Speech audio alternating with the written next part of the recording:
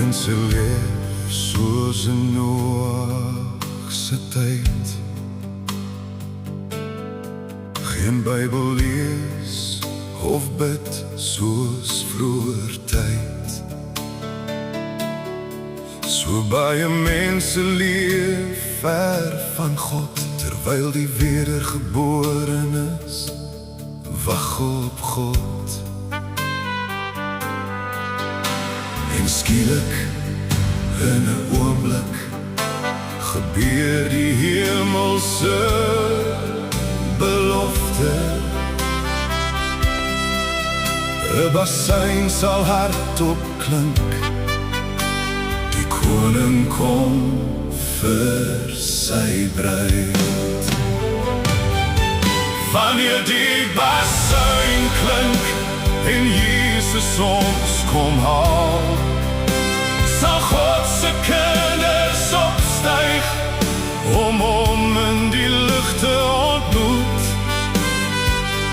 Die grafte sal oopgaan, die dooie sal verrys. Wanneer die bassein klink, ons gaan huis toe.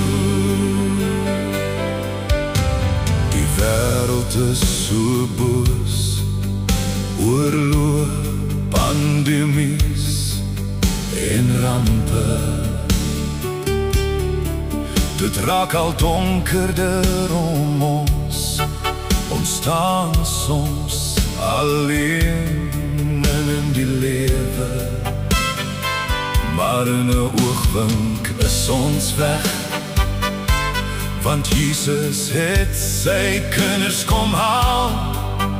Ja, die bruidegom het gekom. Geen tweede kans vir die wat wag, die dag waarop ons hier kom. Kan vandag wees, wanneer die bassein klink en Jesus ons kom haal.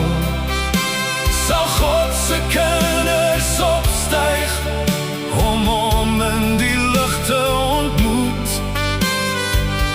Die grafte sal oopgaan, die dooie sal verrys. Wanneer die bassein klink, ons gaan huis toe. Is jy gereed om hom te ontmoet? Is jou hart gereinig deur sy bloed? Moenie langer uitstel, moenie langer wag, want niemand weet die uur of dag. Die deur van genade staan vandag nog oop.